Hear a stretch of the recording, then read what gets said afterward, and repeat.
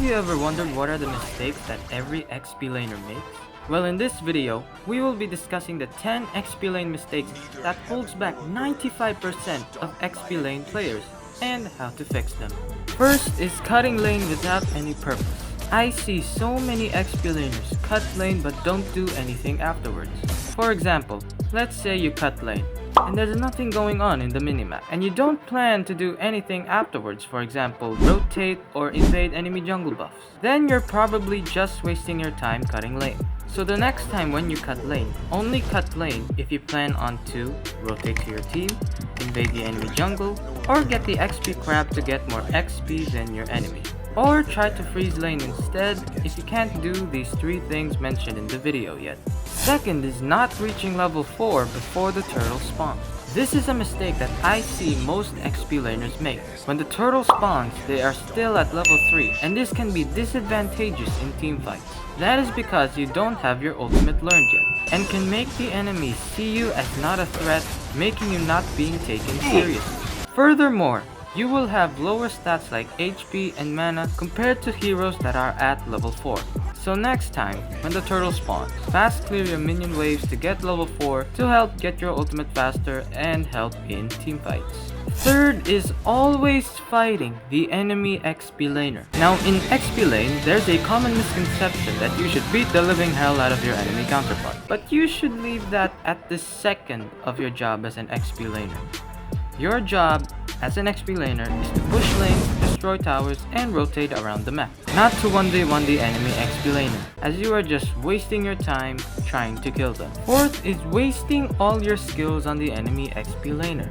Everybody in the EXP lane wants to take the head off their enemy counterpart that they use all their skills just to kill them and will have no skills left for team fights. So instead, be preservative with your skills and don't always use your ultimate just to kill your enemy. Only use it if there is no objectives to take. Fifth is always feeding. Now this is very bad as it can help the enemy snowball and get an advantage. An example is zhong versus Ruby. Here I got killed by the Ruby and now I'm getting beat up by the Ruby every single time. So instead, try to avoid getting killed early so you don't give an early snowball to the enemy. And also guys, I will be releasing a Google form on how to improve the YouTube channel. Make sure to answer it and I will be leaving it in the description below. Thank you very much. 6 is not using advantages. I see EXP laners who have the advantage in lane but don't use them to their full potential. For example, when they are using a strong early game hero, they are not using it to freeze lane, cut lane, invade enemy jungle camps, but instead they just clear the wave and do nothing. Another example is when they kill an enemy but don't destroy towers or rotate when they had the chance.